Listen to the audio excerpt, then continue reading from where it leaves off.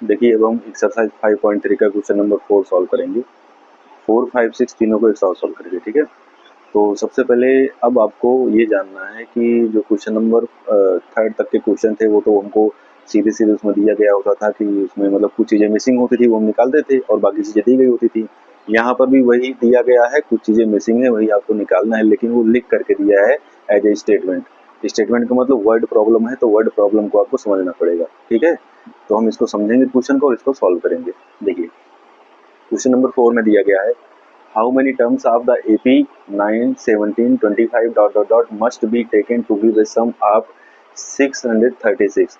तो कह रहा है कि इस AP का कितने टर्म का सम 636 होगा वो आपको बताना है, ठीक है। तो यस यन आपको दे रखा है, यस यन दे रखा है, बस आपको यन की वैल्यू बतानी है कि कितने टर्म तक का सम 636 होगा। तो हम सबसे पहले जो दिया गया है उसको राइट कर लेंगे। हम राइट करेंगे यहाँ पे गिवन AP, गिवन AP है आपकी 9, 17, 25, dot dot dot infinite AP है और इस एपी में बताना है कितने टर्म तक का सम 636 होगा। उससे पहले हम यहाँ पर कुछ चीज़ों को फाइंड आउट करके निकाल लेंगे। जैसे यहाँ पर देखो ए की वैल्यू हो जाएगी 9 और कॉमन डिफरेंस डी कैसे निकलता है A2 - 7 करके, तो डी इक्वल टू हो जाएगा 17 - 9 और 17 में से 9 जाएगा तो मिलेगा आपको 8। तो कॉमन डिफरेंस डी की वैल्यू आ जाएगी 8। उसके बाद जो गिवन है यस यन आपको दे रखा है 636। क्योंकि यहाँ पर यन की वैल्यू हमको नहीं पता है कितने टर्म तक का सम 636 होगा, इसीलिए ये हो जाएगा यस यन इक्वल टू, इसको आप लिख सकते हो let S N equal to 636। अब यहाँ पर यस एन का फार्मूला अप्लाई करेंगे तो सम का फार्मूला आप सभी को पता है क्या होता है, ये होता है n/2 in bracket 2a plus n-1 into D equal to 636 हो जाएगा। अब n की वैल्यू हमको नहीं बताया, बाकी सारी चीजें हमको पता है, तो यहाँ पे पुट करेंगे। ये हो जाएगा n/2 इन ब्रैकेट 2 इंटू ए की प्लेस हो जाएगा 9 प्लस n-1 इंटू डी और डी की वैल्यू है 8 इक्वल टू 636। उसके बाद क्या होगा, ये होगा n/2 इन ब्रैकेट। देखो अगर हम चाहें तो बड़े आराम से कैंसिल आउट कर सकते हैं 2 को, क्योंकि यहाँ पर 8 है और यहाँ पर भी 2 है, तो 2 कॉमन हो जाएगा तो 2 कैंसिल कर देगा इसको, मतलब 2 1 जा 2 और 2 4 जा 8 हो जाएगा। तो बाकी आपका बचेगा n in bracket 9 plus n-1 into 4 equal to 636। अब इसको हम और ज़्यादा कैलकुलेशन करेंगे इसमें, फिर ये बनेगा क्वाड्रेटिक इक्वेशन, फिर इसको सॉल्व कर दिया जाएगा। तो ये होगा n इन ब्रैकेट 9 प्लस 4 का मल्टीप्लाई n के साथ होगा 4n हो जाएगा, फिर 4 का मल्टीप्लाई -1 के साथ होगा तो -4 हो जाएगा इक्वल टू 636 होगा। अब n का मल्टीप्लाई अंदर करेंगे तो ये हो जाएगा, देखो 9 में से 4 जाएगा 5 बचेगा, एक बार लिख लेते हैं। तो ये हो जाएगा n in bracket 4n plus 5 equal to 636। n का मल्टीप्लाई अंदर होगा तो ये हो जाएगा 4n square plus 5n equal to 636। अब इसको इधर लेकर के आएंगे तो ये हो जाएगा 4n square plus 5n minus 636 equal to 0। अब ये जो है आपका ये क्वाड्रेटिक इक्वेशन बन गया है। अब इसका मिडिल टर्म स्प्लिट करके हम इसको सॉल्व करेंगे, ठीक है। तो करने का तरीका आप सभी को पता होना चाहिए, इसका मल्टीप्लाई इसके साथ होगा 4 के साथ, फिर जो भी प्रोडक्ट आएगा उसका फैक्टराइजेशन करेंगे, ऐसा 2 फैक्टर फाइंड आउट करेंगे ताकि उसको ऐड करने पे क्या मिल जाए, 5 मिल जाए। तो इसका जो मिडिल टर्म स्प्लिट होगा ऐसे करेगा 4n square plus 53n minus 48n minus 636 equal to 0।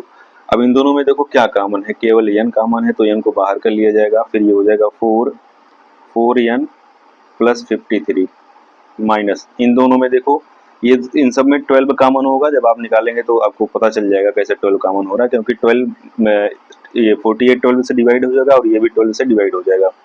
तो ये होगा 12 कॉमन, तो अंदर बचेगा n 12 4 जा 48 होता है तो ये हो जाएगा 4n और माइनस 53 इक्वल टू 0। दोनों ब्रैकेट में सेम चीजें हैं, सॉरी ये प्लस में रहेगा, दोनों ब्रैकेट में सेम चीजें हैं तो इसको हम बाहर करेंगे, ये हो जाएगा 4n प्लस 53 और अंदर हो जाएगा n माइनस 12 इक्वल टू 0। अब क्या किया जाता है आप सभी को पता है, 4n प्लस 53 को 0 के इक्वल पुट करेंगे तो ये हो जाएगा 4n53 इक्वल टू 0। तो यहाँ से n इक्वल टू आपको मिलेगा -53/4, जो कि अप्लीकेबल नहीं होगा क्योंकि n की वैल्यू नेचुरल नंबर होती है, तो ये फ्रैक्शनल है और नेगेटिव भी है, तो ये अप्लीकेबल नहीं होगा। फिर हम दूसरे पे जब जाएंगे n-12 इक्वल टू 0 करेंगे तो यहाँ से n इक्वल टू 12 मिल जाएगा। अब ये हमारा नेचुरल नंबर आ चुका है, इसका मतलब n की जो वैल्यू होगी वो 12 होगी। कहने का मतलब ये है कि इस AP के 12 टर्म तक का सम जो होगा वो 636 होगा, तो यही आपका आंसर हो जाएगा। बहुत अच्छा सा क्वेश्चन था, ऐसे क्वेश्चन एग्जाम में पूछे जाते हैं। अब इसके बाद हम क्वेश्चन नंबर 5 को सॉल्व करेंगे। क्वेश्चन नंबर 5 को समझ करके अच्छे से जो चीजें उसमें दी गई उसको राइट करेंगे, फिर उसी की हेल्प से हम क्वेश्चन को पूरा सॉल्व कर देंगे। तो इसमें 3-4 फार्मूले हैं इस चैप्टर में जिसको आपको याद रखना है और पूरा चैप्टर उसी फार्मूले पे सॉल्व हो जाएगा। देखिए क्वेश्चन नंबर 5 में दे रखा है the first term of an AP is 5। तो गिवन है first term of an AP, कहने का मतलब a इक्वल टू 5 आपको दे रखा है and the some is 400, sorry the first term of an AP is 5, the last term is 45। यल की value भी दे रखी है 45 और सम दे रखा है, तो यस एन भी आपको दे रखा है 400। सम कहने का मतलब हमको नहीं पता है कितने टर्म तक का सम है, हम उसको मान लेंगे ये nth टर्म तक का सम है जो कि 400 है। और उसके बाद कह रहा है कि find the number of terms and common difference. तो आपको नंबर ऑफ टर्म्स मतलब n की वैल्यू बतानी है, जितने टर्म तक का सम 400 होगा, जैसे हम पहले क्वेश्चन में निकाले थे वैसे यहाँ पर भी बताएंगे। उसके बाद कॉमन डिफरेंस d भी बता देना है। तो सबसे पहले हम बताएंगे ये कितने टर्म तक का सम है, ठीक है। अब देखिए ये जो यन है आपको पता है, अगर किसी अर्थमेटिक प्रोग्रेशन का फर्स्ट और लास्ट टर्म दिया गया होता है तो वहाँ पे फार्मूला अप्लाई होता है S N equal to n/2 in bracket a plus L, और यहाँ पर वो सारी चीज़ें आपके सामने हैं। तो यस एन की वैल्यू है यहाँ पे 400, तो ये हो जाएगा 400 और n/2 इन ब्रैकेट a की वैल्यू 5 है, l की वैल्यू 45 है। इसका कैलकुलेशन कर लेंगे, ये हो जाएगा 400 इक्वल टू n/2 इंटू इन दोनों को ऐड करोगे 50 हो जाएगा। अब क्या करेंगे, ट्रांसफर कर दीजिए सबका, तो n इक्वल टू आपको मिल जाएगा 400 इंटू 2/50। 0 से 0 कैंसिल हो जाएगा, 5 8 जा 40 हो जाएगा, तो n इक्वल टू आ जाएगा 16। ये 16 जो है आपका आंसर हो जाएगा जो आपसे पूछा था नंबर ऑफ टर्म्स, ठीक है। उसके बाद आपको बताना है कॉमन डिफरेंस d क्या होगा।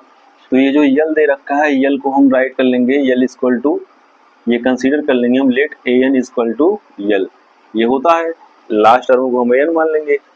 अब यल की वैल्यू है 45 और ए एन का फार्मूला आप सभी को पता है a plus n minus 1 into D होता है इक्वल टू 45 हो जाएगा। a की वैल्यू 5 है पुट कर दो, n की वैल्यू 16 है पुट कर दो, d की वैल्यू नहीं पता है d ही रहने दो 45। कैलकुलेशन करेंगे ये हो जाएगा 16 में से 1 जाएगा 17d हो सॉरी 15d होगा और 5 को उधर ले जाएंगे तो इसमें से माइनस हो जाएगा, इधर हो जाएगा 40। तो d इक्वल टू मिल जाएगा हमको 40/15। 5 से कैंसिल कर दो, 5 3 जा 15, 5 8 जा 40, तो कॉमन डिफरेंस d जो होगा वो 8/3 आ जाएगा। तो ये भी आपका आ गया है आंसर कॉमन डिफरेंस d का। तो क्वेश्चन नंबर 5 का सोल्यूशन था ये, अच्छा सा क्वेश्चन था ये भी। नेक्स्ट क्वेश्चन को सॉल्व करेंगे हम। क्वेश्चन नंबर 6 में क्या क्या दे रखा है उसको पढ़ेंगे समझेंगे फिर उसको सॉल्व करेंगे। क्वेश्चन नंबर 6 देखिए, कह रहा था first and last term of an AP 17 and 350 respectively. तो यहाँ पे फर्स्ट और लास्ट टर्म दे रखा है तो उसको हम राइट करेंगे given A equal to 17 and L equal to 350।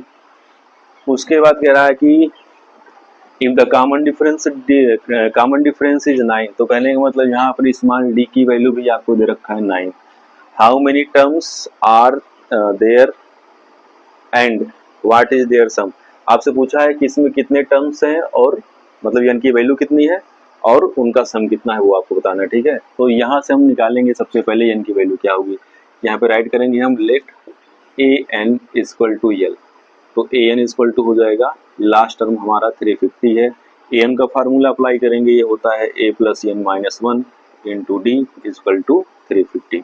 A की वैल्यू पुट कर दो 17, n की वैल्यू नहीं पता n माइनस 1 ही रहेगा, d की वैल्यू है 9 इक्वल टू 350। अब 17 का उधर ट्रांसफर करेंगे तो ये हो जाएगा n minus 1 into 9 equal to 350 minus 17।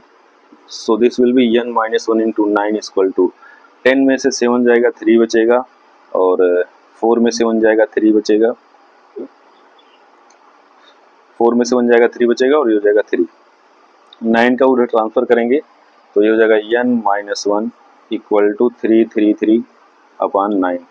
अब ये 3 से डिविजिबल होगा तो 3 3 जा 9 हो जाएगा, 3 1 जा 3, 3 1 जा 3, 3 1 जा 3। अब ये भी 3 से डिविजिबल है, कितनी बार में जाएगा, 3 3 जा 9, यहाँ पर बचेगा 2 1, 3 से 1 जा 21। तो यहाँ से हमको मिल जाएगा n-1 इक्वल टू 37। तो यहाँ से n की वैल्यू मिल जाएगी, क्या मिलेगी, n इक्वल टू हो जाएगा 37 प्लस 1, तो n इक्वल टू हो जाएगा 38। तो यहाँ से तो एक आंसर आपका आ गया जो आपसे पूछा था नंबर ऑफ टर्म्स, मतलब कितने टर्म्स हैं उसमें। ठीक है, अब आपसे पूछा है कि उसका सम क्या होगा, तो 38 टर्म तक का सम आपको बताना है, और फर्स्ट और लास्ट टर्म आपको पता है, फार्मूला अप्लाई कर देंगे। जब आपको फर्स्ट और लास्ट टर्म का पता होता है तो फार्मूला क्या अप्लाई करते हैं, n/2 in bracket a plus l। तो n की वैल्यू है 38/2 और a की वैल्यू है बेटा 17, l की वैल्यू है 350। कर लीजिए कैलकुलेशन, 2 से इसको कैंसिल करेंगे, 2 19 टाइम जाएगा, इसके बाद ही हो जाएगा 19 इंटू, इनको ऐड करेंगे 7 6 3 होगा, ये होगा SN। अब इसका मल्टीप्लाई करने के बाद हमको आंसर मिल जाएगा, तो यहाँ पर ऐड करेंगे 367 इंटू 19, 9 से 1 जा 63 होता है, तो 3 बचेगा, 6 कैरी आएगा, फिर 9 6 जा 54, 54 में 6 ऐड होगा 60 हो जाएगा, 6 कैरी बचेगा, 9 3 जा 27 और 6 ऐड करेंगे तो ये हो जाएगा 27 प्लस 6, ये हो जाएगा 3 और ये हो जाएगा 3, तो आ जाएगा 3 3। ठीक है, अब हो जाएगा 7 6 3 3 7 9 6, तो ये आपका आंसर हो जाएगा, ये SN इक्वल टू हो जाएगा 6973। ये आपका फाइनल आंसर हो जाएगा। तो ये था क्वेश्चन नंबर 4 5 6 का सोल्यूशन। बाकी के क्वेश्चन हम नेक्स्ट वीडियो में सॉल्व करेंगे।